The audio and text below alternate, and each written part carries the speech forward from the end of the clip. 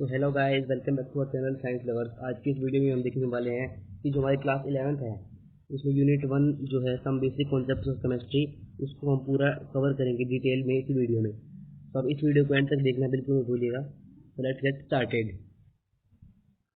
सबसे पहले हम देख लेते हैं कि जो केमिस्ट्री होती है, केमिस्ट्री क्या होती है। केमिस्ट्री होती है स्टडी ऑफ मैटर। मैटर के बारे में हम स्टडी करते हैं। मैटर क्या होता है, हमारे आसपास जो सब्सटेंसेज होते हैं वो स्पेस ऑक्यूपाई करते हैं और उनका कुछ मास भी होता है। उन्हीं चीज़ों को हम बोलते हैं मैटर। स्टेट्स ऑफ मैटर हम देख लेते हैं एक बार। स्टेट्स ऑफ मैटर क्या होती है, देखिए स्टेट्स ऑफ मैटर होती है मतलब कि जो मैटर जो होता है उसकी डिफरेंट डिफरेंट टाइप की स्टेट्स, मतलब कि किस टाइप में वो पाया जाता है हमारे एनवायरनमेंट में। एक पाया जाता है सॉलिड, लिक्विड, गैस में। सॉलिड में जो एटम्स होते हैं वो काफ़ी क्लोज होते हैं, लिक्विड में थोड़े दूर दूर हो जाते हैं, गैस में बिल्कुल दूर दूर हो जाते हैं जो एटम्स होते हैं। ये हमारे स्टेट्स ऑफ मैटर, ये हमने प्रीवियस क्लासेस में बहुत बार पढ़े हैं। अब हम देख लेते हैं classification of matter. Classification of matter में क्या होता है कि जो हमारा मैटर है वो दो टाइप में क्लासीफाई किया जाता है। एक है मिक्सचर, एक है प्योर सब्सटेंसेस। मिक्सचर क्या होता है, मिक्सचर होता है देखिए जब हम दो तीन चीज़ों को फिजिकली मिक्स कर देते हैं तो वो हो जाता है एक मिक्सचर, उसको मिक्सचर बोलते हैं। जबकि प्योर क्या होता है, प्योर में होता है कि दो तीन एलिमेंट्स को केमिकली कंबाइन किया जाता है एक फिक्स रेशियो में। जो एलिमेंट होता है, एलिमेंट में तो सिर्फ एक ही टाइप के एटम्स होते हैं, उनको हम बोलते हैं एलिमेंट्स। और कंपाउंड जो होते हैं, कंपाउंड्स भी बेसिकली प्योर माने जाते हैं क्योंकि उनमें जो एलिमेंट्स होते हैं वो एक फिक्स रेशियो में होते हैं। जबकि जो मिक्सचर होता है उनमें कोई रेशियो नहीं होता। इसलिए जो मिक्सचर जो सॉल्यूशन है, देखिए सॉल्यूशन हमारे आसपास वो सभी मिक्सचर होते हैं, उनको हम फिजिकली मिक्स करते हैं सर। तो वो जो जितने भी सॉल्यूशन हमारे आसपास वो सारे मिक्सचर हो गए।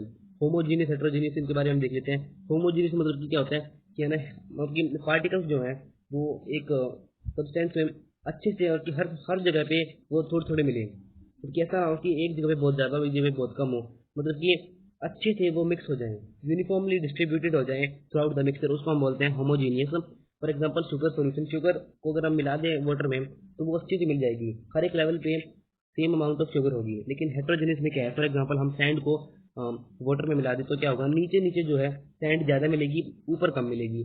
ऐसे जो यूनिफॉर्मिटी है वो बिगड़ जाएगी, इसलिए वो हेट्रोजेनियस मिक्सचर हो गया। प्योर सब्सटेंसेस हम देख लेते हैं। एलिमेंट्स जो होते हैं वो बिल्कुल प्योर होते हैं, उनमें सिर्फ एक ही टाइप के एटम्स होते हैं। कंपाउंड्स जो होते हैं, कंपाउंड्स में होता है दो तीन एलिमेंट्स होते हैं, केमिकली कंबाइन किए जाते हैं एक फिक्स रेशियो में। हम फिजिकल वो प्योर सब्सटेंसेस देख लेते हैं हम। प्योर सब्सटेंसेस की डेफिनेशन आप यहाँ पे दी गई है, इसको आप याद कर लीजिएगा। प्रॉपर्टीज ऑफ मैटर में देख लेते हैं एक बार। प्रॉपर्टीज ऑफ मैटर में क्या होता है, फिजिकल प्रॉपर्टी और केमिकल प्रॉपर्टी। फिजिकल प्रॉपर्टी होती है कि मैटर जो है वो बाहर से कैसा दिखता है, जबकि केमिकल प्रॉपर्टी होती है कि वो एटॉमिक लेवल पे वो कैसा है, मतलब कि वो केमिकली कैसे दूसरे मेटल्स के साथ रिएक्ट करेगा, कैसे उसकी बैलेंसी होगी, वो सब जो एटॉमिक बेस के जो आपका जितनी स्टडी होगी वो होगी हमारी केमिकल प्रॉपर्टीज में। अब हम देख लेते हैं फिजिकल प्रॉपर्टीज की मेजरमेंट। फिजिकल प्रॉपर्टीज हमने देख लिया, उनको हम मेजर कैसे करते हैं वो हम देख लेते हैं एक बार। SI system of unit, for example हम देख लेते हैं एसआई सिस्टम क्या होता है। एसआई सिस्टम होता है सिस्टम इंटरनेशनल, मतलब कि ऐसा सिस्टम ऑफ यूनिट जो पूरे इंटरनेशनली वैलिड हो, मतलब कि हर एक कंट्री में वो पूरे अर्थ पे वैलिड हो। ऐसा नहीं हो कि कोई से पहचाने कोई ना पहचाने। फॉर एग्जाम्पल हमारे हरियाणा में यहाँ पे एक मण को 40 kg के नाम से जाना जाता है। एक मण में 40 kg जो है मास को होता है। लेकिन आप अदर कंट्रीज में जाएंगे तो वहाँ पे उनको समझ में नहीं आएगा कि एक मण क्या होता है। इसलिए हमें एक ऐसा एक सिस्टम चाहिए जो इंटरनेशनली वैलिड हो। उसके लिए ये यहाँ पे 7 प्रॉपर्टीज हमें दी गई है, 7 यहाँ पे सिस्टम ऑफ यूनिट्स हैं। इनमें से पहली यूनिट को हम देख लेते हैं एक बार। पहली यूनिट क्या होती है, पहली यूनिट है हमारी लेंथ। लेंथ की जो ऐसा यूनिट है वो होती है मीटर। मास की हम देख लेते हैं, मास की होती है केजी। टाइम की होती है ऐसा यूनिट सेकंड। इलेक्ट्रिक करंट की होती है हमारी एम्पियर। टेम्परेचर की होती है केल्विन। केल्विन को हम कैसे रिप्रेजेंट करते हैं ये हमने 9th क्लास में पढ़ा था। अमाउंट ऑफ सब्सटेंस की होती है हमारी मोल। मोल में क्या होता है, मोल में कितने अमाउंट ऑफ सब्सटेंस होते हैं, इसमें होते हैं 6.022 मल्टीप्लाई बाई 10⁻23 सब्सटेंसेस होते हैं इसमें। ये एटम्स हो सकते हैं, मॉलिक्यूल्स हो सकते हैं, आयन्स हो सकते हैं। ये होते हैं हमारा अमाउंट ऑफ सब्सटेंसेस की ऐसा यूनिट है मोल। और यहाँ पे ल्यूमिनस इंटेंसिटी की ऐसी यूनिट होती है कैंडेला। ल्यूमिनस का मतलब क्या होता है, ल्यूमिनस का मतलब होता है एक ऐसा सब्सटेंस जो लाइट एमिट करे, मतलब कि जो लाइट दे। फॉर एग्जाम्पल हमारे यहाँ पे बल्ब होता है, बल्ब, एलईडी, कैंडल, सन, ये सब ये ऐसे एग्जाम्पल है जो ल्यूमिनस है। उनकी इंटेंसिटी मतलब कि कितने ज़्यादा वो लाइट प्रोड्यूस करते हैं। फॉर एग्जाम्पल एक फास्ट की हम देखेंगे, छोटा सा चिंगारा, उसकी जो ल्यूमिनस इंटेंसिटी होगी वो बहुत कम होगी। हालांकि ल्यूमिनस तो वो भी है, लेकिन जबकि हम उसकी इंटेंसिटी को सन की इंटेंसिटी से कंपेयर करें तो वहाँ पे काफ़ी डिफरेंस देखने को मिलेगा। इसलिए कितनी ज़्यादा वो लाइट प्रोड्यूस करते हैं उनके बारे में हम पढ़ते हैं ल्यूमिनस इंटेंसिटी में। अब हम बढ़ते हैं हमारे अगले पेज पे। अगले पेज पे हम देख लेते हैं कि जो हमारा मास वेट है उनके बीच में हम डिफरेंशिएशन देख लेते हैं। मास और वेट में जो डिफरेंशिएशन है वो हम देख लेते हैं एक बार। मास वेट में क्या होता है, मास जो होता है वो होता है कि उसमें कितना अमाउंट ऑफ सब्सटेंस प्रेजेंट है, जबकि वेट होता है कि उसके ऊपर कितना फोर्स लगाया गया है ग्रेविटी से। ग्रेविटी ये मून पे भी हो सकती है, मून पे भी असल में ग्रेविटी होती है 1/6 ऑफ अर्थ की, वो अलग बात है। और किसी प्लेनेट पे जाएंगे तो वहाँ पे ग्रेविटी ने वो उसके ऊपर जो फोर्स लगाया वो हो गया हमारा वेट, और इसकी ऐसा यूनिट होती है हमारी न्यूटन। जबकि जो मास है मतलब उसके अंदर कितना मैटर प्रेजेंट है वो हो जाएगा हमारा मास, जिसे हम रिप्रेजेंट करते हैं केजी से। जबकि मास जो है वो हर जगह पे यूनिफॉर्म रहता है, कभी भी चेंज नहीं होता। लेकिन अगर हम वेट करें, वेट वो चेंज होता रहता है। अर्थ पे वेट कुछ और होगा, मून पे कुछ और होगा। अब हम देख लेते हैं वॉल्यूम के बारे में। वॉल्यूम होते हैं स्पेस ऑक्यूपाइड बाय सब्सटेंस, कि कितना स्पेस वो ऑक्यूपाई करता है। फॉर एग्जांपल एक ग्लास है, ग्लास एक कितना स्पेस ऑक्यूपाई करता है। जब एक बड़ा ग्लास लेंगे तो वो इतना स्पेस ऑक्यूपाई करेगा, मतलब कि उसकी जो वॉल्यूम है वो ज़्यादा हो गई है। अब ये कहने का मतलब है यहाँ पे वॉल्यूम के बढ़ने से उसकी स्पेस जो है वो बढ़ जाएगा।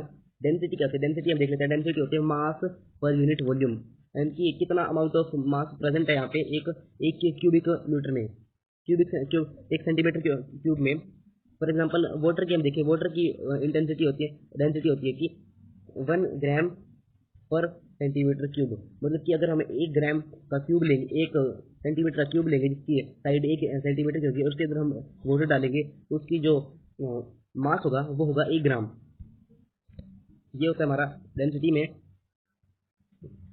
और जो हमारे टेम्परेचर है, टेम्परेचर को भी हम काफ़ी सारे यूनिट्स में मेजरमेंट करते हैं, जैसे फ़ारेनहाइट हो गया, सेल्सियस हो गया, केल्विन हो गया।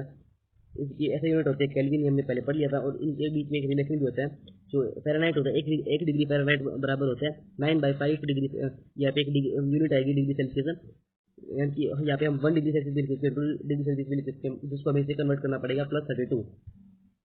ये हो जाएगा हमारा जो फ़ारेनहाइट और जो हमारा जो सेल्सियस होता है उनके बीच में एक रिलेशनशिप।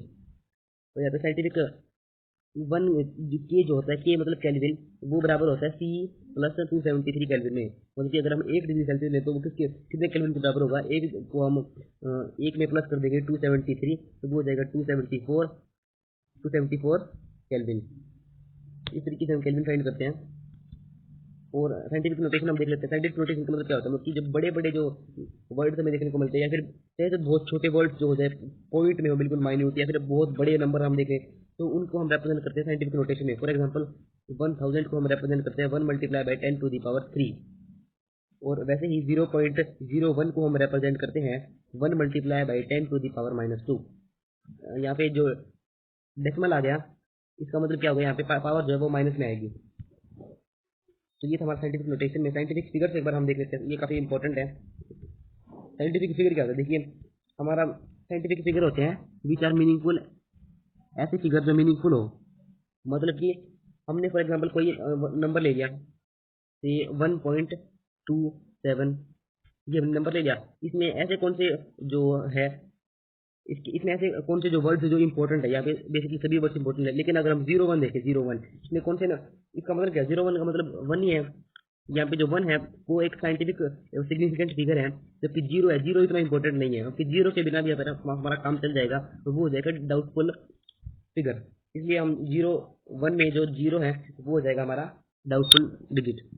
इसी तरीके से हम रूल्स होते हैं, काफ़ी सारे rules for determining significant figure. इसमें पहला रूल आ जाता है हमारा all non zero are significant, मतलब जितने भी नॉन जीरो नंबर्स होते हैं वो सिग्निफिकेंट होते हैं। एक बार हम यहाँ पे देख लेते हैं, मतलब कि 1.23 है, 273, तो उसमें सारे के सारे जो डिजिट्स है वो सिग्निफिकेंट होंगे।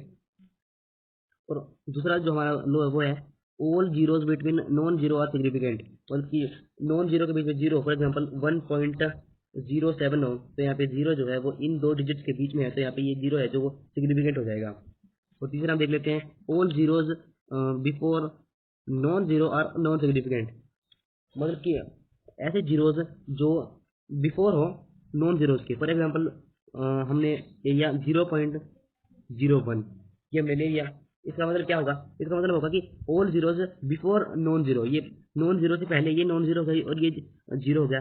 ये जो जीरो है ये नॉन जीरो से पहले है, इसलिए नॉन सिग्निफिकेंट हो जाएगा। एक और हमारा चौथा लो है वो है all zeros after non zero are significant, क्योंकि नॉन जीरो के बाद जो है वो सिग्निफिकेंट होगा, लेकिन नॉन जीरो से पहले नॉट सिग्निफिकेंट होगा। फॉर एग्जाम्पल 0.10 ले, तो यहाँ पे जो ये जीरो है ये सिग्निफिकेंट होगा। तो ये तो हमारे सिग्निफिकेंट फिगर्स के अगर हम उनको डिटरमाइन करते हैं वो कैसे होगा, ये 4 लॉज आपको याद रखने सिर्फ। यहाँ पे एडिशन और सिग्निफिकेंट फिगर्स देख लेते हैं हम। एडिशन में क्या करते हैं हम, देखिए एडिशन में यहाँ पे देखिए एडिशन होता है। एडिशन में क्या करते हैं, जैसे फॉर एग्जाम्पल हम 3 नंबर लिए, यहाँ पे 3 नंबर कौन से लिए, 3 नंबर हमने यहाँ पे लिए 3.621, 2.3 और 2.5। इन तीनों को हमने अगर ऐड करना है तो यहाँ पे क्या होगा, ऐड करने पर हमें इनका एक आंसर आ जाएगा 8.431। यहाँ पे जो हमारा आंसर है वो रॉन्ग हो जाएगा अगर हम इसे यही मान के चले। वो रॉन्ग क्यों हो जाएगा, क्योंकि हमें इसे राउंड ऑफ करना पड़ेगा। राउंड ऑफ कैसे करना है, क्योंकि पहले हमें देखना है कि लीस्ट मतलब जो पॉइंट के बाद कितने डिजिट है लीस्ट, बिल्कुल। क्योंकि पॉइंट के बाद यहाँ पे 3 डिजिट है, यहाँ पे पॉइंट के बाद दो डिजिट है, एक यहाँ पे पॉइंट के बाद सिर्फ 1 डिजिट है। यहाँ पे लीस्ट क्या होगा, लीस्ट हो गया हमारे यहाँ पे 2 के बाद 3, ये हो गया हमारा बिल्कुल लीस्ट, ये हो गया 1। इसलिए हमें इसको इसी के फॉर्म में रिप्रेजेंट करना पड़ेगा। 8.43 को वो हमें लिखना पड़ेगा 8.4, सिर्फ इतना, क्योंकि यहाँ पे भी 1 हमें यहाँ पे भी 1 लगाना पड़ेगा। ये होगा हमारा एडिशन में। एडिशन में काफ़ी सिंपल सा रूल था हमारा। तो रिजल्ट हमने देख लिया, इसका रिजल्ट 8.4 आ गया। बढ़ते हम अगले पेज पे। अगले पेज में हम देखेंगे कि मल्टीप्लिकेशन होता है वो कैसे करते हैं हम सिग्निफिकेंट फिगर की। मल्टीप्लाई करने के लिए हमें देखना पड़ेगा कि least number of significant figure, क्योंकि इसमें बहुत सबसे कम जो सिग्निफिकेंट फिगर है वो हम देखेंगे। देखिए यहाँ पे 2.1 है, ये इसमें सबसे कम सिग्निफिकेंट फिगर है। यहाँ पे सिर्फ 2 सिग्निफिकेंट फिगर है, लेकिन बाकी हमें 3 और 4 है। इसलिए यहाँ पे हमें जो आंसर आएगा 9.471, इसे हमें रिप्रेजेंट करना पड़ेगा 2 सिग्निफिकेंट फिगर में। इसलिए इसे हमें लिखना पड़ेगा 9.4, सिर्फ इतना। क्यों, क्योंकि यहाँ पे जो लीस्ट है उसकी उसे अकॉर्डिंग हमें चलना पड़ेगा। यहाँ पे राउंड ऑफ करने के लिए हमें ये चीज़ें ध्यान रखनी पड़ेगी। जैसे फॉर एग्जांपल 9.414 हो गया, या फिर 3 हो गया, 2 हो गया। अगर ऐसे ऐसे नंबर हो तो हमें सीधा लिखना होगा 9। उनको हम इतना मायने रखते हैं क्योंकि वो छोटे अमाउंट प्रेजेंट है। अगर 9.2 हो तो वो भी 9 हो जाएगा, 9.1 हो तो वो भी 9 हो जाएगा। लेकिन अगर 5 से बड़ा हो, फॉर एग्जांपल 9.6 हो, 9.7 हो, 9.8 हो, तो उसमें हम एक नंबर बढ़ा देते हैं, तो उसको हम सीधा 10 से रिप्रेजेंट करते हैं। 9.9 हो, अगर 5 से बड़ा नंबर हो तो वो 10 से रिप्रेजेंट करना पड़ेगा हमें। अब बात आ जाती है कन्फ्यूजन के 5 हो तब क्या होगा। फॉर एग्जाम्पल अगर 9.5 है तो क्या होगा, तो उसे सबसे पहले हम देखना पड़ेगा कि जो 5 है उससे पहले वाला क्या है। फॉर एग्जाम्पल अगर हम इसे लिए 9.65 है, 5 से पहले वाला क्या है, 5 से पहले वाला इवन है, तो इसे हमें सिर्फ यही रखना पड़ेगा, क्योंकि इसको हमें लिखेंगे 9.6। और अगर इससे पहले ओड होता, फॉर एग्जाम्पल 9.75 होता, 7 जो यहाँ पे ओड है, तो हम इसे एक बढ़ाना पड़ेगा, 9.75 की जगह हमें 9.8 यहाँ पे लिखना पड़ेगा। तो इस तरीके से अगर इवन है तो हमें उसे रखना पड़ेगा, जबकि ओड है तो उसे हमें एक नंबर बढ़ाना पड़ेगा। और हम प्रेसिजन और एक्यूरेसी हम देख लेते हैं। हम इसे जनरल मीनिंग में देखेंगे तो हम देखेंगे कि कितना एक्यूरेट जो वैल्यू है वो हम देखेंगे इस टॉपिक में। ठीक है, कोई वैल्यू कितनी एक्यूरेट है उसके बारे में हम देखेंगे। जनरली प्रिसाइज और एक्यूरेट से दोनों आसपास ही देखे जाते हैं हमारे जनरल लैंग्वेज में, लेकिन ये काफ़ी अलग होते हैं। देखिए यहाँ पे प्रिसाइज का मतलब होता है कि how close are value to each other, कि वो आपस में कितने क्लोज है। फॉर एग्जांपल हमें यहाँ पे 2 ग्राम सोडियम लिया, यहाँ पे एक दूसरी बार अगर हमने उसे मेजर किया तो वो है 1.9, और तीसरी बार ये मेजर किया तो यहाँ पे है 1.8। मतलब कि ये दोनों वैल्यू जो है वो आपस में उनके आसपास भी हैं, 1.9 और 1.8 दोनों आसपास भी हैं। उनकी अगर वैल्यूज दोनों के आसपास है तो उसका मतलब प्रिसाइज है, और अगर वैल्यूज एग्जैक्ट वैल्यू के पास है तो उसका मतलब एक्यूरेट है। और यहाँ पे देखिए अगर इसकी वैल्यू आई 1 ग्राम, 3 ग्राम, और ये अगर इसकी वैल्यू आई तो क्या होगा, तो यहाँ पे ना ये प्रिसाइज होगी ना ये एक्यूरेट होगी। और अगर इसकी वैल्यू आई 2.01, 1.99 ग्राम, तो क्या होगी, तो इसकी प्रिसाइज भी होगी, एक्यूरेट भी होगी, क्योंकि ये दोनों आपस में भी है आसपास, और वो एक्यूरेट जो वैल्यू है हमारी 2 ग्राम उसके भी आसपास है। अगर फॉर एग्जांपल वैल्यू ऐसी आती है हमारी, फॉर एग्जांपल अगर हमारी ये है 2 ग्राम अगर हमारी ये सोडियम है, और एक वैल्यू आई हमारी 1.8 और एक वैल्यू आई हमारी 1.6, तो क्या होगा, तो ये एक्यूरेट नहीं होगी क्योंकि ये दोनों इसके पास नहीं है, लेकिन ये प्रिसाइज होगी क्योंकि ये दोनों आपस में है क्लोज। 1.8 भी 2 के क्लोज है और 1.6 भी 2 के क्लोज है, तो ये प्रिसाइज होगी, यहाँ पे एक्यूरेट नहीं होगी। इस तरीके से प्रिसाइज और एक्यूरेट में आप डिफरेंस समझ लीजिएगा। और यहाँ पे हम डायमेंशनल एनालिसिस देख लेते हैं। डायमेंशनल एनालिसिस का मतलब होता है कि जब कभी भी हम एक क्वांटिटी को एक यूनिट से दूसरी यूनिट में रिप्रेजेंट करते हैं तो वहाँ पे एक डायमेंशनल एनालिसिस होता है, क्योंकि हम एनालाइज करते हैं कि कैसे हम उसे एक क्वांटिटी से एक यूनिट से दूसरी यूनिट में बदलें। फॉर एग्जांपल हमें 2 इंच को 1 सेंटीमीटर में बदलना है, तो पहले हम देख लेते हैं कि 1 इंच कितने बराबर होता है। 1 इंच होता है हमारा 1.54 सेंटीमीटर। तो हम इसे ध्यान में रखते हुए हम हमारा डायमेंशनल एनालिसिस करेंगे। तो वो कैसे करेंगे वो हम एक बार देख लेते हैं। देखिए यहाँ पे जो 1 इंच है, पहले हमने देखा 1 इंच को 1.54 सेंटीमीटर लिखा। 1 इंच को 1.5 सेंटीमीटर लिखने के बाद हमें 2 इंच चाहिए, इसलिए हमने 2 इंच से इसे मल्टीप्लाई कर दिया। 2.2 मल्टीप्लाई बाय 1 इंच। और 1 इंच को हम क्या लिख सकते हैं? 1 इंच को हम लिख सकते हैं 1 इंच बाय 1 इंच। 1 इंच को हम ऐसे लिख सकते हैं। हमें हमें क्या चाहिए? हमें 2 इंच चाहिए, तो इसलिए हम 1 इंच को 1 इंच बाय 1 इंच लिख सकते हैं। और 1 इंच को क्या लिख सकते हैं? हम 1 इंच को लिख सकते हैं 1.54 सेंटीमीटर अपॉन में 1 इंच। ये जो चीज़ है ये काफ़ी इंपॉर्टेंट है। 1.54 सेंटीमीटर अपॉन में इंच जो है ये हम लिख सकते हैं इसको, यानी कि 2 इंच को हम लिख सकते हैं 2 इंटू 1.54 सेंटीमीटर अपॉन में 1 इंच। क्यों लिख सकते हैं हम इसको? क्योंकि ये दोनों कैंसिल हो जाएंगे आपस में, सिर्फ 2 बच जाएगा और 2 ही हमारा आंसर आना है, 2 इंच। इसलिए हम कैसे लिखेंगे? यहाँ पे इंच है, इंच से इंच कैंसिल, 2 इंच को भी रिप्रेजेंट करना, इंच से इंच कैंसिल, क्या है हमारा वैल्यू? 2 multiply by 1.54 centimetre. ये इसकी वैल्यू हो जाएगी। अगर इसको हम मल्टीप्लाई करेंगे तो ये हमारी वैल्यू आ जाएगी। और अगर हम एक दिन को सेकंड में रिप्रेजेंट करना चाहें तो वो कैसे होगा? देखिए हमने जैसे पहले किया था वैसे ही हो जाएगा। अभी एक दिन को अगर हम रिप्रेजेंट करेंगे सेकंड में तो एक दिन को क्या सकते हैं? हम एक दिन को लिख सकते हैं 1 multiply by 24 hours 1 day. 1 day को लिखते हैं 1 डे मल्टीप्लाई बाई 24 आवर्स। और 24 आवर्स को अगर हम 1 डे से रिप्रेजेंट करें 1 डे, तो 1 डे कैंसिल हो जाएगा, हमारा 1 डे बच जाएगा। इसलिए हम इसको इस तरीके से लिखते हैं। देखिए अगर हम 1 डे इन सेकंड देखें, 1 डे इन सेकंड को सबसे पहले हमें 1 डे लिखना पड़ेगा और 1 डे को मल्टीप्लाई करना है 24 आवर बाय 1 डे, फिर 60 मिनट बाय 1 आवर, फिर 60 सेकंड बाय 1 मिनट। इस तरीके से मिनट से मिनट कैंसिल, आवर से आवर कैंसिल, डे से डे कैंसिल, क्या बचा हमारा 1 multiply by 2, 24 multiply by 60 multiply by 60 second. तो हमारी वैल्यू आई 86,400 सेकंड आ जाएगी हमारी एक दिन में। तो इस तरीके से हम डायमेंशनल एनालिसिस करते हैं। आई होप आपको ये समझ में आ गया होगा। अब हम बढ़ते हैं लॉज ऑफ केमिकल कॉम्बिनेशन के। इसमें क्या होता है? देखिए इसमें हम लॉ पढ़ते हैं, ये हमने 9th से पढ़ा था। तो कि केमिकली जब कंबाइन कर जाते हैं दो सब्सटेंसेस तो उनमें हमें कुछ प्रॉपर्टी देखने को मिलती है। उनमें हम देख लेते हैं पर क्या प्रॉपर्टीज होती है। पहले होता है law of conservation of mass. मतलब कि इसका मतलब होता है कि जो मास है वो ना तो चेंज होगा, मतलब कि ना वो घटेगा ना वो बढ़ेगा एक केमिकल रिएक्शन के बाद, इट रिमेन कंजर्व्ड। इसलिए इसे को बोलते हैं law of conservation of mass. Reactant का मास बराबर होगा प्रोडक्ट के मास के। कैसे? इसे हम एक एग्जांपल से पढ़ते हैं। फॉर एग्जांपल हमने H2 को O2 से किया रिएक्शन, वहाँ पे हमें हमारे 2H2O plus O2 gives us 2H2O। तो यहाँ पे हमने इनके सभी के एटॉमिक मास पुट कर दिया। एटॉमिक मास मतलब कि हाइड्रोजन का एटॉमिक मास होता है 1 यूनिट। इसके बारे में एक बार पढ़ेंगे आगे, बस इसको याद रखिएगा आप। हाइड्रोजन का होता है 1 यूनिट, ऑक्सीजन का होता है 16 यूनिट। इनको हम सभी इसमें पुट कर देते हैं। तो हमारी जो वैल्यू आई वो आई 4 प्लस 32 इज इक्वल टू 36। मतलब कि 36 ग्राम हमारा इस साइड है और 36 ग्राम हमारा इस साइड है। इसलिए क्या हुआ? इसलिए जो हमारा कंजर्वेशन ऑफ मास है वो हमारा प्रूफ हो गया और 36 ग्राम बराबर है। 36 ग्राम मतलब कि रिएक्टेंट का मास बराबर हो गया प्रोडक्ट के मास के। ये हमारा पहला law of conservation of mass. दूसरा हम देख लेते हैं लॉ ऑफ डेफिनेट प्रपोर्शन। नाम से पता लग रहा है कि लॉ ऑफ डेफिनेट प्रोपोर्शन का मतलब होता है कि जब दो एलिमेंट कंबाइन करते हैं एक फिक्स रेशियो में करते हैं हमेशा वो, मतलब कि अगर हमें उसे केमिकली कंबाइन करना है तो वो हमेशा एक फिक्स रेशियो में करेंगे। फॉर एग्जांपल H2O ले, H2O में हमेशा यही होगा कि जो H है वो 2 है और O 1 है। मतलब कि H रेशियो O होगा हमारा 2:1, कभी भी 3:1 या फिर 1:1 नहीं होगा। ये था हमारा डेफिनेट प्रोपोर्शन, मतलब कि एक प्रोपोर्शन होगी उनकी बेसिकली। वो होता है जैसे फॉर एग्जाम्पल CH4 है हमारा, CH4 में क्या होगा कि इन C/H होगा हमारा हमेशा 1:4, हमेशा कभी भी चेंज नहीं होता। ये एक मतलब कि एक डेफिनेट प्रोपोर्शन होता है इनमें, उनकी एक रेशियो होता है फिक्स। इसको हम बोलते हैं लॉ ऑफ डेफिनेट प्रोपोर्शन। अगला हम देख लेते हैं law of multiple proportion.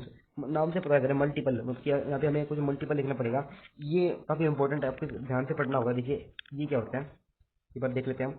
If 2 elements combine to form more than 1 compound, मतलब कि 2 एलिमेंट कंबाइन करते हैं एक से ज़्यादा कंपाउंड बनाने में। फॉर एग्जांपल हम ऑक्सीजन ले लें और हाइड्रोजन ले लें, वो क्या होगा, हाइड्रोजन और ऑक्सीजन दोनों मिलकर कंबाइन करते हैं दो सब्सटेंसेस, दो कंपाउंड्स। एक बार वो फॉर्म करते हैं H2O और एक बार वो फॉर्म करते हैं H2O2, जिसको हम रिप्रेजेंट करते हैं हाइड्रोजन पेरोक्साइड से। मतलब कि दो एलिमेंट जब कंबाइन करते हैं और फॉर्म करते हैं more than one compound, the mass of one element that combine with the fixed mass of one element. मतलब कि यहाँ पे जो हमारा ऑक्सीजन है वो 16 ग्राम है, अगले में 32 ग्राम है, क्योंकि यहाँ पे O2 है, यहाँ पे भी O2 है। मतलब कि यहाँ पे 32 ग्राम ऑक्सीजन कंबाइन कर रहा है, और लेकिन जो हमारा H2 है वो सेम रहेगा। क्यों? क्योंकि हमारे दोनों तरफ H2 है, इसलिए जो हमारा 2 ग्राम ऊपर H2, 2 ग्राम नीचे H2। तो फिर क्या होगा यहाँ पे, ये जो 16:32 है, इसमें एक ratio of small whole number आ जाएगा, जिसको हम बोलते हैं 1/2। मतलब कि यहाँ पे क्या होगा कि जब कभी भी दो एलिमेंट कंबाइन करते हैं और एक से ज़्यादा कंपाउंड बनाते हैं, जैसे यहाँ पे हाइड्रोजन और ऑक्सीजन ने किया, तब जो हमारा एलिमेंट होता है, जब दूसरे एलिमेंट के फिक्स रेशियो के साथ, फिक्स्ड मास के साथ कंबाइन करता है, उनमें जो एक रेशियो हमें देखने को मिल जाता है, उसको हम बोलते हैं ratio of small whole number. जैसे कि यहाँ पे हमने देखा, इसलिए इसको आप याद रख लीजिएगा, इसको हम बोलते हैं law of multiple proportions. I hope आपको ये समझ में आ गया होगा। अगला हम देख लेते हैं लुसेज लॉ ऑफ गैसियस वॉल्यूम। मतलब कि जो गैस की जो वॉल्यूम है उसके बारे में यहाँ पे हमारा लॉ है। देखिए यहाँ पे देख लेते हैं इसको। व्हेन गैसेस कंबाइन और produced in a chemical reaction, they do so in a simple ratio by volume. मतलब कि जब कभी भी गैस हमारी कंबाइन करते हैं, फॉर एग्जांपल H2 और O2 को देख लो आप। H2 लिए हमने 100 ml और यहाँ पे O2 हमारी 50 ml, ये हमेशा एक फिक्स रेशियो कंबाइन करेगी। ये हमने इसका रेशियो निकाले, रेशियो 1/2 आ गया। तो जब कभी भी कंबाइन करेगी, यहाँ पे H2 और O2 कंबाइन की थी, वो हमेशा एक फिक्स रेशियो में कंबाइन करेंगे। और जब कभी भी प्रोड्यूस होगी तो वो भी एक फिक्स रेशियो में प्रोड्यूस होगी। तो ये हमारा गे-लॉसली का वॉल्यूम का हमारा लॉ। अगला हम देख लेते हैं एवोगैड्रोस लॉ। ये काफी आसान है, अगर आप इस ध्यान पर पढ़ोगे तो। Equal volumes of guys have equal number of molecules. बिल्कुल सिंपल सी बात है, equal volumes of gas. For example हमारे पास एक H2 गैस है, H2 गैस की 1 लीटर हमने ले ली, और दूसरी ले ली हमने, क्या ले ली, दूसरी ले ली हमने O2 गैस, ये भी हमने ले ली 1 लीटर। तो इनमें पाया जाएगा कि इनमें ना सेम नंबर ऑफ मॉलिक्यूल्स होंगे, उसके जितने मॉलिक्यूल्स, फॉर एग्जांपल अगर इसमें भी 6.022 मल्टीप्लाई बाय 10⁻23 मॉलिक्यूल्स हैं, मतलब इसमें अगर 1 मोल हमने हाइड्रोजन ली है, अगर उनका जो वॉल्यूम इक्वल है, तो उनकी जो मास है वो भी इक्वल हो जाएंगे। मतलब कि अगर हमने दो गैस ली, दोनों 1-1 लीटर है, और उनमें से एक मोल है तो दूसरी भी 1 मोल मिलेगी। अगर दूसरी एक 2 मोल है तो दूसरी भी 2 मोल मिलेगी, अगर उनकी वॉल्यूम इक्वल होगी। ऐसे हमें इनकी वॉल्यूम इक्वल करनी पड़ेगी। तो ये हमारा एवोगैड्रोस लॉ। इसी से हमारा एक और लॉ आया 22/22.4 का लॉ। मतलब कि कोई भी एक जनरल गैस लेने, एसटीपी क्या होता है, एसटीपी होता है स्टैंडर्ड टेम्परेचर एंड प्रेशर। मतलब कि जो उस गैस का टेम्परेचर है और प्रेशर है वो स्टैंडर्ड रखो, ना टेम्परेचर ज़्यादा रखो, ना टेम्परेचर कम रखो, ना प्रेशर ज़्यादा रखो, ना प्रेशर कम रखो, ये बिल्कुल स्टैंडर्ड रखो। इसको हम एसटीपी बोलते हैं। इसका मतलब क्या होता है, कोई भी गैस ले लो आप, वो स्टैंडर्ड एसटीपी पे हो, मतलब कि ना ज़्यादा वो प्रेशराइज हो, ना ज़्यादा वो टेम्परेचर हो उसका, तो क्या होगा, वो हमेशा 22.4 लीटर होगी। अगर वो 1 मोल है तो 1 मोल गैस एसटीपी पे हमेशा 22.4 लीटर होगी। ये हमारा लो है। फॉर एग्जांपल 1 मोल CO2 लेंगे आप, 1 मोल H2 या फिर 1 मोल O2, 1 मोल H2, तो वो सभी 22.4 लीटर होंगी। ये हमारा लो है, एवोगैड्रोस लो। दूसरा हम देख लेते हैं डाल्टन एटॉमिक थ्योरी। ये एटॉमिक थ्योरी की काफी सारी लिमिटेशन है, मतलब कि इनमें से जो कुछ हमारे जो पॉइंट्स है वो गलत हो चुके हैं आज के ज़माने में। फॉर एग्जांपल अगर हम यहाँ पे देखें, इसकी चार, वैसे तो 5 थी, लेकिन हमने दूसरे में तो 2 कंबाइन कर दिए हैं। Matter consist of individual atoms, मतलब कि एक ऐसे मैटर जो है वो कंसिस्ट करते हैं एटम्स में, जिनको दोबारा डिवाइड नहीं किया जा सकता। लेकिन इसका भी एक लिमिटेशन है, अगर एटम को डिवाइड कर सकते हैं हम प्रोटॉन, इलेक्ट्रॉन और न्यूट्रॉन में। और एक दूसरा हम देख लेते हैं कि all atom of a given element have identical properties and identical mass. मतलब कि एक एलिमेंट है, फॉर एग्जांपल H का एलिमेंट है हाइड्रोजन का, और दूसरा भी हाइड्रोजन का एलिमेंट है, तो उन दोनों में क्या होगा, आइडेंटिकल प्रॉपर्टी, कि उनकी प्रॉपर्टीज भी सेम होगी और उनका मास भी सेम होगा। ये भी आज के ज़माने में आइसोटोप ने गलत साबित कर दिया है। आइसोटोप में क्या होता है, एक ही एलिमेंट होता है H, ऊपर होता है 2, ऊपर होता है 1, मतलब कि उनका जो मास है वो डिफरेंट हो जाता है एक ही एलिमेंट का। यानी कि जो दूसरा ये भी हमारा आज के समय में लिमिट हो गया है। इनमें क्या है कि और डिफरेंट एलिमेंट हो गए तो उनका मास डिफरेंट होगा। ऐसा ही हमारा आइसोबार्स ने गलत प्रूव कर दिया है। फॉर एग्जांपल हाइड्रोजन का जो फॉर एग्जाम्पल C12 है, C12, C13, इस तरीके से हमारे आइसोटोप का आइसोबर्स होते हैं, क्योंकि डिफरेंट एलिमेंट्स का मास डिफरेंट होता है, जरूरी नहीं उनका मास सेम भी हो सकता है। ये सब हमारा आइसोबर्स का कहना है। तो हम अब देख लेते हैं कि जो हमारा जो कंपाउंड्स होते हैं वो फॉर्म करते हैं elements combine in fix ratio, कि ये हमारा बिल्कुल सही है। एलिमेंट्स जो होते हैं वो कंबाइन करते हैं बिल्कुल फिक्स रेशियो में, हमें ऐसे देते हैं वो कंपाउंड्स। अगला हम देख लेते हैं chemical reaction involve reorganization of atoms, these are neither created not destroyed. ये बिल्कुल सही है हमारा, मतलब कि जो हमारा जो केमिकल रिएक्शंस है वो एक इन्वॉल्व करती है रीऑर्गेनाइजेशन ऑफ एटम्स, मतलब इसमें एटम क्या करते हैं वो रीऑर्गेनाइज हो जाते हैं, कभी इधर जाते हैं कभी इधर आ जाते हैं, ऐसा हो जाता है हमारा केमिकल रिएक्शन में। और ये जो होता है ये ना कभी डिस्ट्रॉय होते हैं और ना कभी क्रिएट होते हैं। जो प्रोडक्ट का मास है वो रिएक्टेंट के मास के बराबर होता है, इसके बारे में हमने पहले पढ़ लिया। अगला हम देख लेते हैं एटॉमिक और मॉलिक्यूलर मास। एटॉमिक मास क्या होता है? एटॉमिक मास आपकी एटम का एक मास। फॉर एग्जाम्पल अगर हम कोई केक लें, से जो केक होगा, केक का हमारा एक फिक्स मास होगा, वो 1 kg का भी हो सकता है, 2 kg का हो सकता है। अगर हम एटम का मास निकालने चले तो वो केजी में नहीं आएगा, वो यूनिट में आएगा। केजी में वो बहुत छोटा होता है, इसलिए हम इसे रिप्रेजेंट करते हैं 1 यूनिट में। यूनिट इसकी यूनिट होती है, इसको हम यू से रिप्रेजेंट करते हैं। ये कहाँ से, ये मैं आपको बता देता हूँ। कार्बन 12 आइसोटोप आपने देखा, आपको बता दूंगा। कार्बन 12 आइसोटोप की कार्बन 12 इसका एटॉमिक नंबर। ये हमारा आइसोटोप हो गया कार्बन का। इसमें क्या होता है, कार्बन की हमारा एक एटम है, फॉर एग्जाम्पल ये हमारा कार्बन का एटम है, उसका 1/12 पार्ट, ये उसका 1/12 पार्ट होता है। ये हो गया कार्बन का एटम, जिसका जो मास है वो, जिसका जो ये हमारा कार्बन 12 आइसोटोप हो गया, सॉरी। इसका ये हो गया 1/12 पार्ट। कि 1/12 पार्ट है, हाइड्रोजन का पार्ट है। मतलब कि हाइड्रोजन क्या है, हाइड्रोजन का जो मास है वो कार्बन के आइसो मास से 1/12 पार्ट इक्वल है, इसलिए हम हाइड्रोजन को रिप्रेजेंट करते हैं 1 यूनिट से।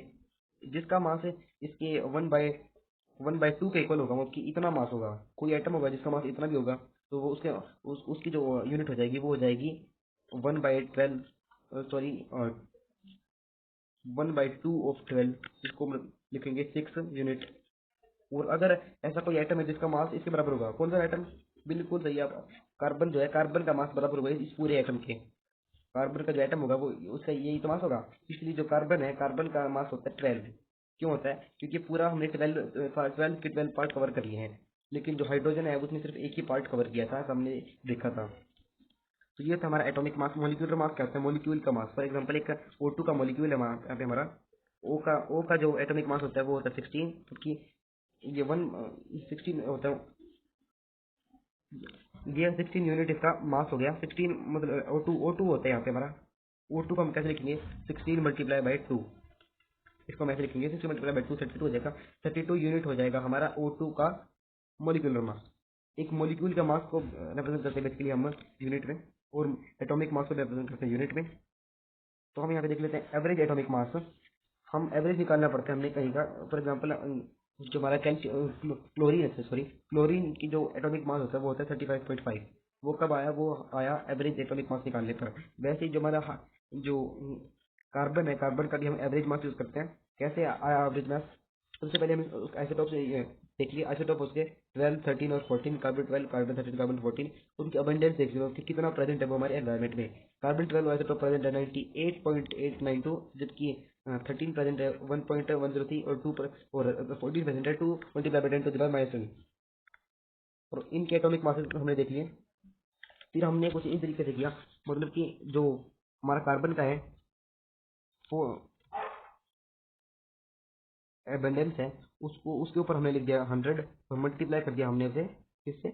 12 से, जितना उसका एटॉमिक मास था। और ऐसे हमने यहाँ पे कर दिया 1.108 को हमने अपॉन में 100 किया और मल्टीप्लाई कर दिया इससे, इसके एटॉमिक मास से। और इसमें से हम तीनों का कर लिया, और तीनों का और जब हमने एवरेज ऐड कर लिया तो हमारा एवरेज आया यहाँ पे 12.0114।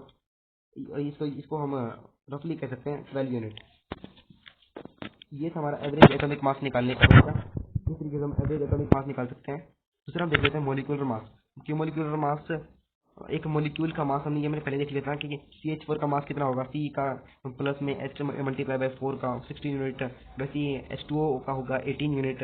और CO2 का होगा 44 यूनिट। इस तरीके से हम मोलिकुलर मास निकाल सकते हैं। मोलिकुलर मास और फॉर्मूला मास में आप ज़्यादा फर्क नहीं करेंगे। फॉर्मूला मास उन एटम्स के लिए होता है जिनमें आयन्स फॉर्म करते हैं, मतलब कि कहने का मतलब बिल्कुल बेसिक्स है, जिनमें इलेक्ट्रॉन की लेन देन होती है, इस तरफ जाते हैं इलेक्ट्रॉन लेके, तो ये माइनस हो जाए, ये पॉजिटिव हो जाती है, ये माइनस हो जाती है, इस तरीके से हमारा आयन बन जाता है। तो वहाँ पे हमारा फॉर्मूला मास काम आता है। लेकिन जहाँ पे कोवलेंट बॉन्ड होता है ना, क्योंकि वो एटम शेयर करते हैं, तो वहाँ पे मॉलिक्यूलर मास हम यूज करते हैं। लेकिन जहाँ पे मास का जो इलेक्ट्रॉन का ट्रांसफर होता है, वहाँ पे हम फॉर्मूला मास यूज करते हैं। मतलब सिंपल सा मतलब है, जहाँ पे कोवलेंट बॉन्ड होगा वहाँ पे मॉलिक्यूलर मास होगा, जहाँ पे इलेक्ट्रोवेलेंट बॉन्ड होगा वहाँ पे फॉर्मूला मास होगा। NaCl हमारे यहाँ पे एक आयन है, इसलिए हमें इसे फॉर्मूला मास के अंदर लिखा। NaCl का क्या होगा, फॉर्मूला मास 23 + 35.5 जो होगा 58.5 यूनिट। तो ये था हमारा फॉर्मूला मास। फॉर्मूला मास हम देख लेते हैं। अब हम आगे चलते हैं। आगे हम देख लेते हैं मोल कॉन्सेप्ट के बारे में। मोल कॉन्सेप्ट बिल्कुल आसान है, आपको बस एक बार मेरी ध्यान से सुनते जाइए बात। बाकी आपने 9th क्लास में इसे डिटेल में पढ़ा था। अब हम देख लेते हैं। मोल कॉन्सेप्ट का मतलब होता है एक मोल कितना होता है। एक मोल एक पेयर होता है हमारा। एक पेयर का मतलब होता है 2 आइटम, और एक डजन का मतलब होता है 12 आइटम, और एक मोल का ऐसे ही मतलब होता है 6.022 × 10⁻23 आइटम्स। ये होगा अवोगाड्रो नंबर। आइटम्स हो सकते हैं, एटम्स हो सकते हैं, मॉलिक्यूल्स हो सकते हैं, जैसे कि आयन्स हो सकते हैं, कुछ भी हो सकते हैं। 6.022। तो यहाँ पे हमारा जो मोल, एक मोल एटम का मतलब होगा 6.02 × 10⁻23 एटम। ये हमने इसकी ये अब देखोगे साइंटिफिक नोटेशन में इक्वल है, क्योंकि ये बहुत बड़ा नंबर है, आप देखिए इतना बड़ा नंबर है ये, इसलिए इसको 6.02 × 10⁻23 एटम में लिखते हैं। तो हाइड्रोजन का जो मास 1 यूनिट होता है, वो इसका मतलब क्या होता है मोल कॉन्सेप्ट का। हाइड्रोजन का मास 1 यूनिट होने का मतलब है कि 1 ग्राम हाइड्रोजन में, हाइड्रोजन का मास 1 यूनिट क्यों है कि अगर हम 1 ग्राम हाइड्रोजन लें तो उसमें कितने नंबर ऑफ एटम्स प्रेजेंट होंगे, इसमें होंगे 6.02 × 10⁻10 एटम। मतलब कि 1 ग्राम हाइड्रोजन में 1 मोल एटम्स होंगे। वैसे ही 12 ग्राम कार्बन में 1 मोल एटम्स प्रेजेंट होंगे। क्यों? क्योंकि कार्बन का मास 12 है। इसीलिए सिंपल सा कहने का मतलब हमारा यहाँ पे है कि 1 मोल कार्बन वेट वे होगा उसका वेज 12 ग्राम। मतलब कि अगर हम 1 मोल कार्बन ले लें और उसको हम वेट करें, उसका हम मास निकालें, तो वो हो जाएगा हमारा 12 ग्राम। जबकि हम 1 मोल कैल्शियम लें तो उसका वेट हो जाएगा 40 ग्राम। 40 ग्राम इसका मास है, इसलिए हो जाएगा 40 ग्राम इसका मास है, 12 ग्राम इसका मास है। मतलब कि हाइड्रोजन का मास 1 यूनिट इसलिए है क्योंकि अगर हम 1 ग्राम लेंगे हाइड्रोजन, तो उसमें 1 मोल एटम्स आ जाएंगे। I hope you understand. और यहाँ से एक शानदार फॉर्मूला मिलता है, बिल्कुल बेसिक फॉर्मूला है। Number of moles is equal to mass of substance upon में मोलर मास। मोलर मास मतलब कि मोलिकुलर मास देख सकते हैं इसको हम। एक मोल का मास देखिए, एक मोल एटम का मास कितना होगा उसके एक मोलिक्यूल का ही। एक मोलिक्यूल फॉर एग्जांपल हमने H2O लिया, H का मास है हमारा 1 यूनिट, इंटू में 2 किया, प्लस में 16 किया, यहाँ पे हमारा आ जाएगा 18 ग्राम। ग्राम आ जाएगा इसका मास। इसको हम बाकी यू में रिप्रेजेंट करते हैं। देखिए यहाँ पे जो हमारा H2 है, H2 का जो मोलिकुलर मास होगा वो होगा 2 ग्राम। इसलिए इसका मतलब क्या हुआ, H2 में क्या कितने मोल्स होंगे, 2 मोल्स एटम्स होंगे। क्यों? क्योंकि यहाँ पे हमने फॉर्मूला लगाया मास ऑफ सब्सटेंस। कितना मास था, 4। देखिए हमें निकालना था कि 4 ग्राम H2 में कितने एटम्स होंगे। 4 ग्राम हमारा मास ऑफ सब्सटेंस के लिए ऊपर आएगा हमारा मास ऑफ सब्सटेंस, नीचे आएगा हमारा मोलर मास। मोलर मास कितना होता है H2 का 1 × 2 वो देगा 2, इसलिए यहाँ पे 2 मोल्स होंगे हाइड्रोजन के। ये था हमारा मोल कॉन्सेप्ट। आई होप आपको ये समझ में आ गया होगा।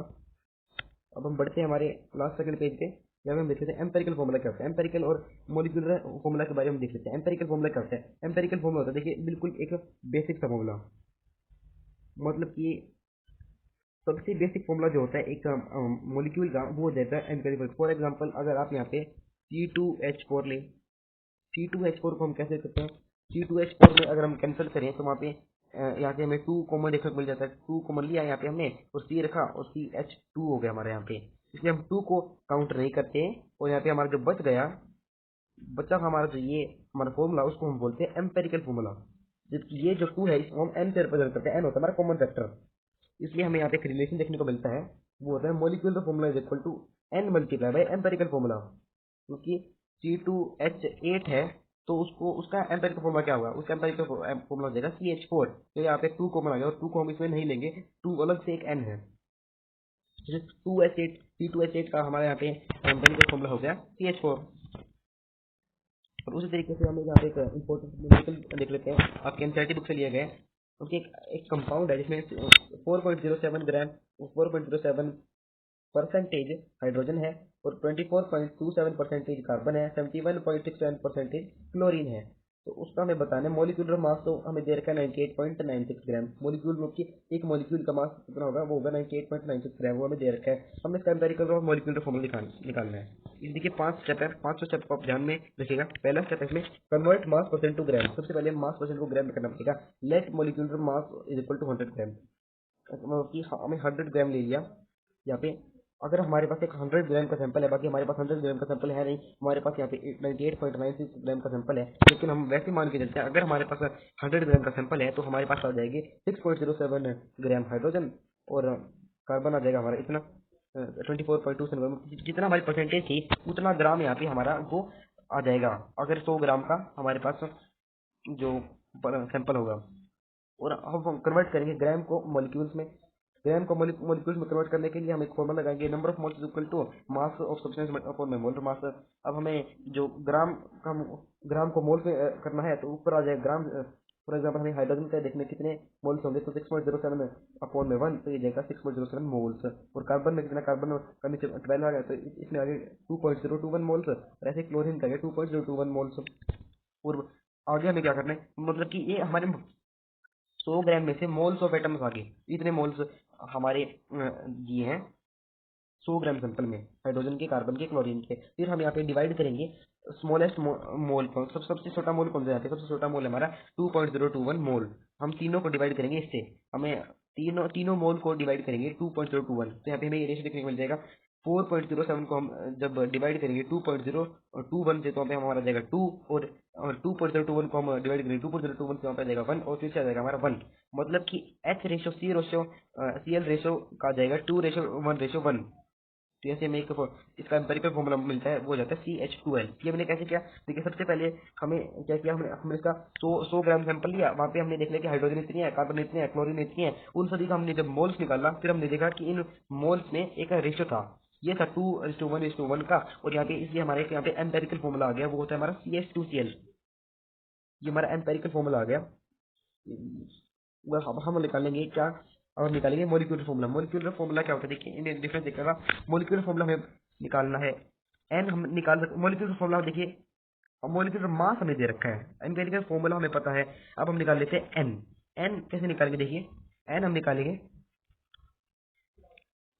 एन क्या होता है, देखिए एन होता है हमारा मोलिक्यूलर मास अपॉन में एम्पेरिकल फॉर्मूला का अगर हम मास निकाल लें तो वो हो जाएगा हमारा एन। मोलिक्यूलर मास कितना है हमारा, मोलिक्यूलर मास था हमारा 98.96, इसलिए हमारे यहाँ पे 98.96 आ गया। और डिवाइड कर दिया 49.4 से। 49.4 कहाँ से आया, हमने CH2Cl का एक ऊपर वहाँ पे हमने इसका मास निकाल लिया, मोलिक्यूलर मास। ये था हमारा मोलिक्यूलर फॉर्मूला का, देख लिया हमने। यहाँ पे एन आ गया हमारा 2, और हम पूरे को अगर हम 2 से मल्टीप्लाई करेंगे CH2Cl को, तो यहाँ पे हमारा आ जाएगा C2H4Cl2। तो ये इंपॉर्टेंट हमारे पास ये मोलिक्यूलर फॉर्मूला आ गया। इस तरीके से हमने 5 स्टेप में कवर किया इस न्यूमेरिकल को। ये काफ़ी इंपॉर्टेंट न्यूमेरिकल है, इसको आप बिल्कुल रट लीजिएगा। अब हम देख लेते हैं स्टोइशियोमेट्री को। स्टोइशियोमेट्री का मतलब क्या होता है, काफ़ी डिफिकल्ट वर्ड प्रोनाउंस करने में, लेकिन बिल्कुल आसान से मीनिंग है। स्टोइशियो मतलब कि एलिमेंट, मेट्री मतलब कि मेजर। एक एलिमेंट को मेजर करने की जो ब्रांच होती है केमिस्ट्री की, उसे हम बोलते हैं स्टोइशियोमेट्री। मतलब कि एलिमेंट के मेजर करना, इतना इतना ग्राम ज्योमेट्री से कितना इतना ग्राम निकालेंगे, कितना आएगा, ये सब चीज़ आ जाती है हमारी स्टोइशियोमेट्री में। अब हम देख लें बैलेंस इक्वेशन पे। यहाँ पे हम देख लेते हैं, हम इक्वेशन को बैलेंस करते हैं तो वो क्या क्या बताती है हमें। यहाँ पे हमने बैलेंस किया, फॉर एग्जांपल हमने H2 और O2 को बैलेंस किया, यहाँ पे हमारा आ जाएगा बैलेंस करने के बाद 2H2 plus O2 gives us 2H2O। इसका मतलब क्या हुआ, इसका मतलब हुआ यहाँ पे जब आगे इसके आगे नंबर लिखा है 2H2, कि 2 mole of H2 react with 1 mole of O2 to give 2 moles of H2O। ये काफी इंपॉर्टेंट 4 चीजें हमें दी गई हैं, ये मैं सिर्फ बता सकते हैं एक बैलेंस इक्वेशन। अगर इक्वेशन नॉट बैलेंस्ड है तो वो हमें ऐसी चीज़ें नहीं बताएगी, ये भी काफ़ी इंपॉर्टेंट इन्फॉर्मेशन देती हैं। और ऐसे ही 2 मल्टीप्लाई बाई 22.4 H2, मतलब कि इतने लीटर H2, 2 मल्टीप्लाई बाई 22.4 दो मोल का मतलब क्या हुआ? दो मोल का मतलब यही हुआ, 2 × 22.4 लीटर, क्योंकि एक मोल में 22.4 लीटर होता है और दो मोल हो जाएगा 44.8 litre. React with 22.4 litre O2 to give 2 × 22.4 litre of H2O।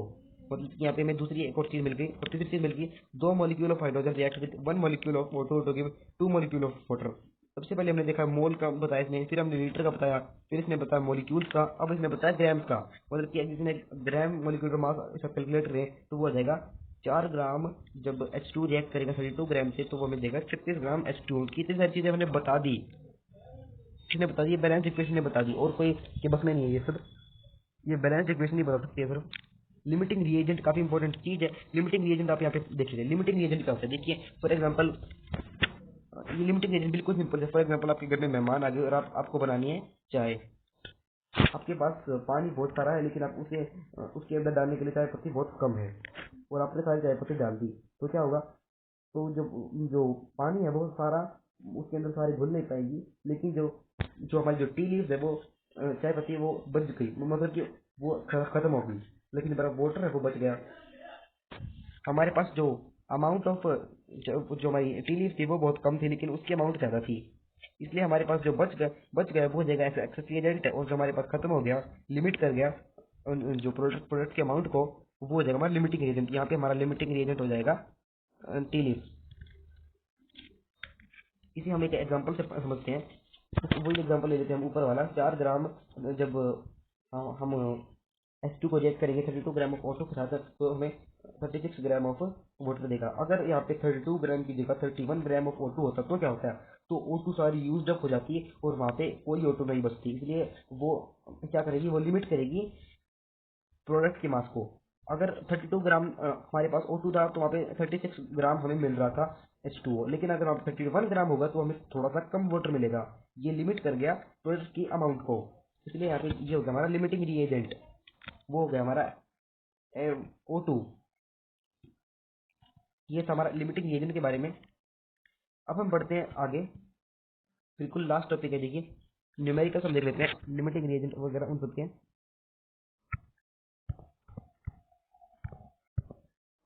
देखिए जो हमारे न्यूमेरिकल्स हैं वो हम देख लेते हैं। 64 gram of O2 react with H2, find the mass of H2O formed. मतलब कि जब 64 gram of O2 react with H2, देखिए हमें इसको सबसे पहले बैलेंस करना पड़ेगा। बैलेंस करने क्या करेंगे? सबसे पहले हम बैलेंस करेंगे। देखिए जब 32 ग्राम ऑफ O2 प्लस में 2H2O, हमने इसके आगे 2 लगाया, बाद में हमने H2O के आगे भी 2 लगाया, फिर हमने जब इसका ग्राम मोलिकुलर मास कैलकुलेट किया तो वो हो गया हमारा 32 ग्राम O2 और 4 ग्राम H2 और 36 ग्राम H2O। इससे हमने क्या दिया? इसलिए हमने बताया कि 32 ग्राम O2 हमें देगा 36 ग्राम वाटर, तो वो 64 ग्राम कितना देगा? देखिए 32 का डबल है 64, डबल होगा, इसलिए इसका मतलब क्या हुआ कि जो हमारा वाटर है वो भी अब डबल हो जाएगा। पहले वाटर जितना था उसका मास डबल हो जाएगा, पहले अब 36 है तो अब 36 का डबल होकर 72 हो जाएगा। ऐसा हमने देखा, लेकिन इसका एक परफेक्ट तरीका होता है, वो क्या होता है? अगर 32 ग्राम O2 हमें देगा 36 ग्राम H2O, तो 1 ग्राम कितना देगा? 1 ग्राम देगा 36/32 ग्राम, और 64 ग्राम देगा 64 ग्राम देगा हमारा 36/32 मल्टीप्लाई बाई 64 ग्राम H2O। इसे हम कैलकुलेट करने के बाद हम देखेंगे 72 ग्राम ऑफ H2O हमें यहाँ पे मिला। तो ये था हमारा न्यूमेरिकल्स। अब हम देख लेते हैं इसका दूसरा मेथड। ये था हमारा दूसरा पार्ट हम देख लेते हैं। यहाँ पे दूसरा पार्ट है हमारा calculate number of moles of water formed, कितने मोल ऑफ वाटर यहाँ पे हमें फॉर्म होगा। तो नंबर्स ऑफ मोल्स होगा यहाँ पे मास ऑफ सब्सटेंस अपॉन मोलर मास, तो उसकी कितना मास यहाँ पे सब्सटेंस का है, कितना मास यहाँ पे 72 ग्राम हमारे यहाँ पे मास है, उसका मोलर मास कितना होगा 18 हमें ऊपर कैलकुलेट कर लिया है। यहाँ पे हमारा आ जाएगा 4 मोल ऑफ वाटर। ये हमने 4 मोल ऑफ वाटर निकाल लिया। ये हम दूसरे मेथड से भी कर सकते हैं। दूसरा मेथड यहाँ पे दिखा देता हूँ मैं। O2 plus 2H2O gives us 2H2O। इसका मतलब क्या हुआ? 1 मोल O2 2 मोल H2O के साथ रिएक्ट करेगा और 2 मोल H2O देगा। और यहाँ पे 64 ग्राम O2 कितना होगा? 64 ग्राम O2 होगा हमारा 2 मोल सीधा। मतलब कि जब 32 ग्राम O2 बराबर है 1 मोल के, तो 64 ग्राम O2 बराबर होगा 2 मोल के। ये हमने given mass upon molecular mass से कैलकुलेट कर लिया। 64/32 2 मोल आ गया हमारा यहाँ पे। और वैसे हमारा 1 मोल ऑक्सीजन देता है 2 मॉलिक्यूल ऑफ हाइड्रोजन, वैसे हमारा 2 मोल ऑफ ऑक्सीजन देगा 4 molecule of hydrogen. 4 mole of hydrogen, sorry, और यहाँ पे इसलिए हमारा ऊपर भी 4 था, अब नीचे 4 मोल ऑफ हाइड्रो H2O आ गया हमारा यहाँ पे। अब हम यहाँ पे देख लेते हैं कि 5 gram of N2 react with 5 gram of H2, calculate the volume of ammonia form. सबसे पहले हमें इसे बैलेंस करना पड़ेगा। N2 plus 3H2 gives us 2NH3, NH3 होता है हमारा अमोनिया। और जब इन बैलेंस किया हमने तो इनका ग्राम मोलिकुलर मास निकाला, तो 28 gram plus 60 plus sorry 6 gram gives us 34 gram of NH3।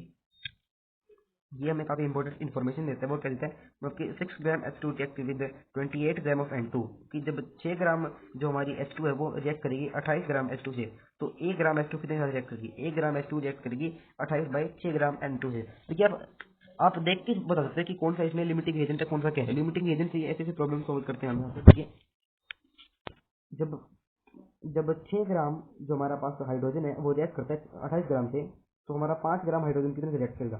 5 ग्राम हमारा हाइड्रोजन रिएक्ट करेगा 28 से थोड़ा कम से, है ना। 28 से थोड़ा कम बराबर तो नहीं होगा 5 ग्राम ऑफ N2 से, मतलब कि जो हमारा N2 है वो हमें चाहिए 28 ग्राम से थोड़ा सा कम, लेकिन N2 हमारे पास सिर्फ 5 ग्राम है। इसका मतलब क्या हुआ? N2 हमारे पास यहाँ पे लिमिटिंग रिएजेंट हो गया। ध्यान से समझिए, N2 हमारे पास यहाँ पे हो गया लिमिटिंग रिएजेंट। क्यों? क्योंकि हमारे पास यहाँ पे 5 ग्राम H2 है। 5 ग्राम को H2 को रिएक्ट करने के लिए 23.3 ग्राम हमारे पास यहाँ पे नाइट्रोजन होना जरूरी है, लेकिन यहाँ पे सिर्फ 5 ग्राम नाइट्रोजन है, इसलिए यहाँ पे लिमिटिंग रिएजेंट हो गया। 23.3 ग्राम कैसे आया वो हमें देख लेते हैं। देखिए 1 ग्राम H2 रिएक्ट करेगा 28.6 ग्राम N2 से, और वैसे ही 5 ग्राम रिएक्ट करेगा 28/6 मल्टीप्लाई बाई 5 ग्राम N2 से, वो हो जाएगा हमारा 23.3। इसलिए हमारा अगर 28 ग्राम अगर N2 है तो वो रिएक्ट करेगा 6 ग्राम H2 से, अगर 23.3 ग्राम हमारा N2 है तो वो रिएक्ट करेगा 5 ग्राम से। इसलिए हमारे पास जो N2 है वो हमारे पास लिमिटिंग रिएजेंट आ गया। ये लाइन जो ऊपर का मैंने आपको सिर्फ एग्जाम्पल के तौर पे बताया था, एक एक्सप्लेन करने के लिए। लाइन से ये नीचे है, ये आपको लिखना होगा प्रॉपर वे में। 28 ग्राम प्लस 6 ग्राम यहाँ पे हमारा आ जाता है। ऊपर वाली मैंने इक्वेशन ले ली, तो यहाँ पे हम देख लेते हैं 1 ग्राम N2 रिएक्ट करेगा 6/28 से, और 5 ग्राम N2 रिएक्ट करेगा 6/28 इंटू 5 ग्राम H2। देखिए हमने ऊपर देखा था यहाँ पे हमारा 23.3 ग्राम आ गया है, लेकिन हमारे पास इतना N2 है नहीं, तो हम क्या करेंगे, हम इसको और भी कम कर देंगे। हम इसको 5 पे ले आएंगे। वो 5 पे कैसे लाएंगे? और हम इसको इस तरीके से लाएंगे, पहले हम इसका 1 ग्राम निकालेंगे, फिर हम इसका 5 ग्राम निकाल देंगे। कहने का मतलब है अगर हम इसके अंदर 5 ग्राम हाइड्रोजन डाले तो उसको 23.3 ग्राम नाइट्रोजन चाहिए होगा, लेकिन हमारे पास सिर्फ इतना है, हमारे पास सिर्फ और सिर्फ 5 ग्राम है हाइड्रोजन। इसलिए हमें एक्स्ट्रा हाइड्रोजन हमारे पास नहीं है, इसलिए हमें इसे 5 ग्राम पे रिड्यूस करना पड़ेगा। हम इसे 5 ग्राम पे जैसे रिड्यूस करेंगे तो 5 gram into react with 1.04 gram of hydrogen, इसलिए हमारे पास हाइड्रोजन का तरह बच जाएगा। ये हमारे पास हो जाएगा एक्सेस रिएजेंट है, और N2 हमारे पास फिर से हमारा लिमिटिंग रिएजेंट हो गया। देखिए मैं यहाँ पे कैलकुलेट करना था volume of ammonia. Volume of ammonia में कैलकुलेट करना है। सबसे पहले हम देख लेते हैं कि मास ऑफ अमोनिया कितना है। उसकी मास ऑफ अमोनिया निकालने के बाद हम वॉल्यूम ऑफ अमोनिया भी निकाल सकते हैं। देखिए 5 ग्राम N2 रिएक्ट करेगा 1.04 ग्राम ऑफ H2 से, इन दोनों को हमने ऐड किया तो वो आ जाएगा 6.04 ग्राम। मतलब कि हमारे पास यहाँ पे अमोनिया का ग्राम में मास आ चुका है, वो है 6.04 ग्राम। ये है हमारा अमोनिया का मास। ये कहाँ से आया? ये आया 5 प्लस 1.04 ग्राम, ये नाइट्रोजन और H2 को ऐड करने से आया। ये हमारे पास NH3 का मास आ गया। और यहाँ पे हम देख लेते हैं कि जो NH3 का मास है उसके मोल्स निकाल लेते हैं हम एक बार। मोल्स कितने हैं? उसके मोल्स है 0.355। ये हमने गिवन मास अपॉन मोलर मास का फॉर्मूला लगा गया, हमारा 0.355 मोल्स ऑफ N3 आ गए। और इसको हम इसके अंदर एक और फॉर्मूला लगाएंगे। इस फॉर्मूला को हम बोलते हैं number of moles is equal to volume of NH3 upon 22.4 litre. ये फॉर्मूला मैंने पहले डिस्कस किया था आपके साथ।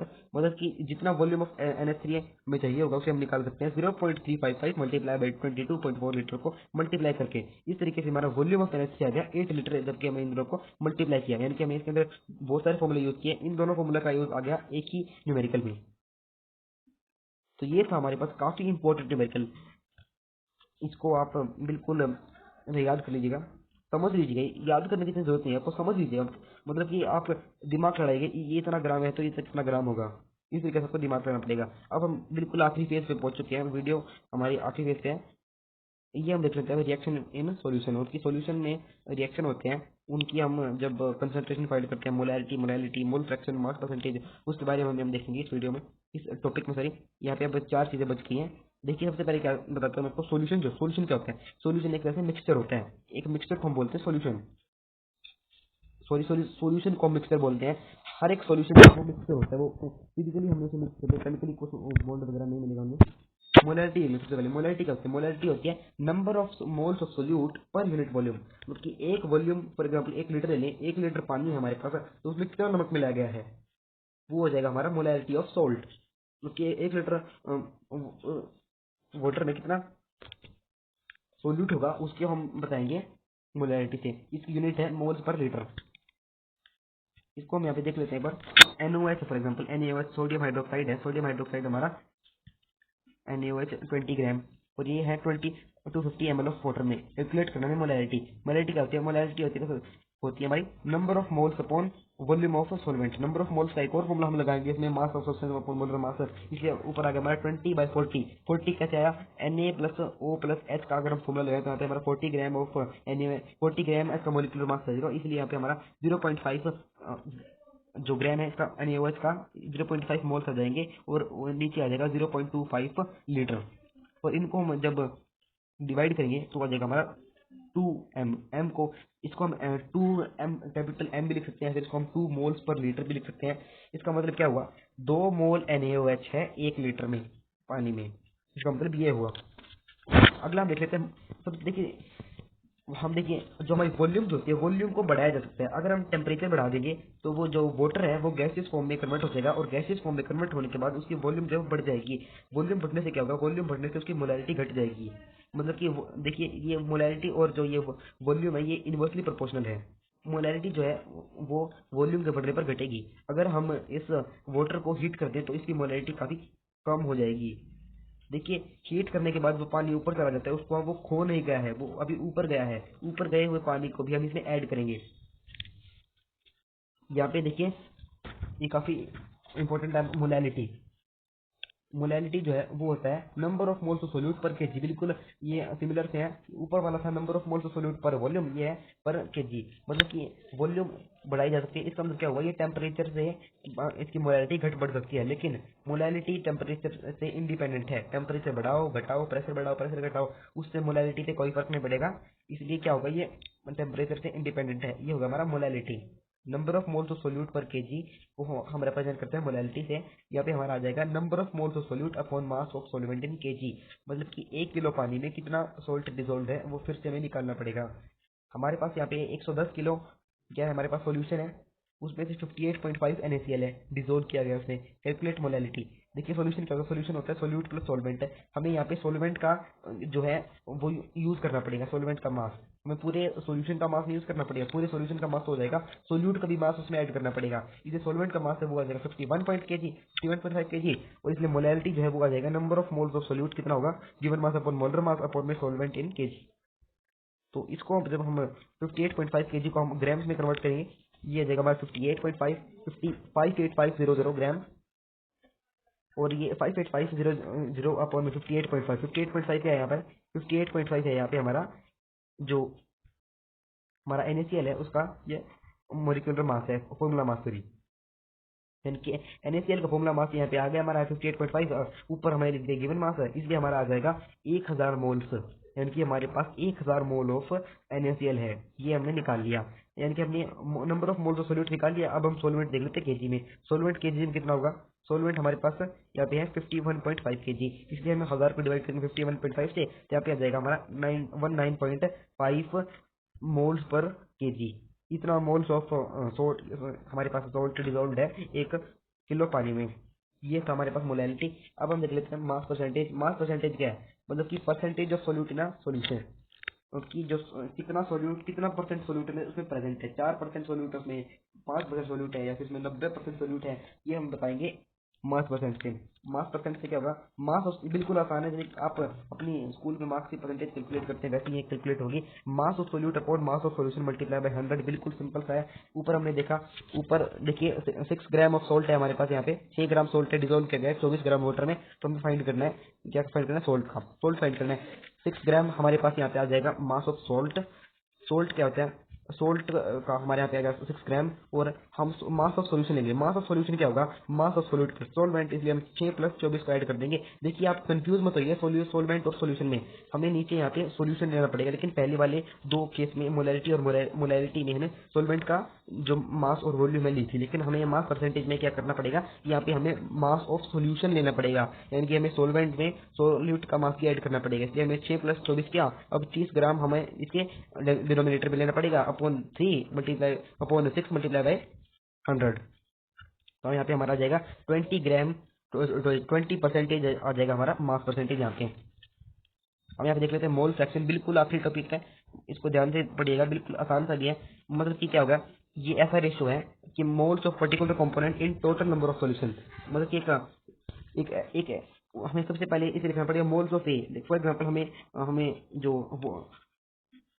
सोल्ट है, सोल्ट का मोल फ्रैक्शन हमें निकालना है, तो हमें क्या करना पड़ेगा, सबसे पहले हमें सोल्ट के मोल लिखने पड़ेंगे ऊपर न्यूमरेटर में, और डिनोमिनेटर पे हमें लिखने पड़ेंगे सॉल्यूशन के मोल्स।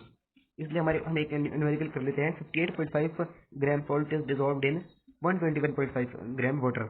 इसलिए हम देख लेते हैं यहाँ पे एक बार, जो हमारा जो सॉल्यूशन है उसका जो वेट है वो क्या आ जाएगा, सॉल्यूशन का वेट हमारा आ जाएगा 180 ग्राम, दोनों को हमने ऐड किया। कैलकुलेट करते हैं यहाँ पे mole fraction of salt and solution. अभी हमें सोल्ट का जो मोल फ्रैक्शन है वो फाइंड करना है। तो पहले हम देख लेते हैं मोल्स ऑफ सोल्ट कितना, कितना मोल सोल्ट होगा, वो हो जाएगा मास अपॉन मोलर मास 58.5 है, और नीचे क्या जाएगा, नीचे भी 58.5 आ जाएगा। क्यों, क्योंकि सोल्ट होता है हमारा NaCl, और NaCl का फॉर्मूला मास होता है 58.5। जब Na और Cl का आप ऐड करोगे तो वहाँ पे 58.5 आ जाएगा, और ये हो जाएगा 1 मोल, यानी कि 58.5 ग्राम सोल्ट का मतलब यहाँ पे हमारे पास 1 मोल सोल्ट है।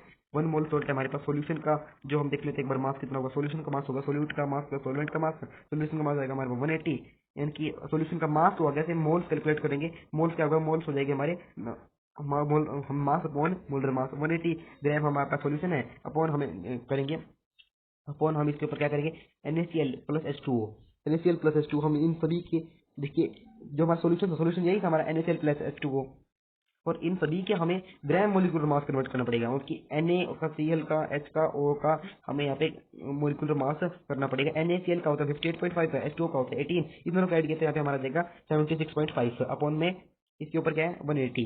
तो इसलिए हमारे पास यहाँ पे आ जाएगा मोल फ्रैक्शन, ऊपर आ जाएगा हमारा 2.6 लीटर, मतलब कि 2.6 मोल्स आ जाएगा। 2.6 मोल्स है हमारे पास यहाँ पे पूरे सॉल्यूशन के, और हमारे पास यहाँ पे एक मोल है सोल्ट, इसलिए यहाँ पे मोल फ्रैक्शन आ जाएगा 2.6। इसको हम ऊपर नीचे 10 से मल्टीप्लाई करेंगे तो यहाँ पे आ जाएगा 10/26, ये हो जाएगा हमारी मोल फ्रैक्शन।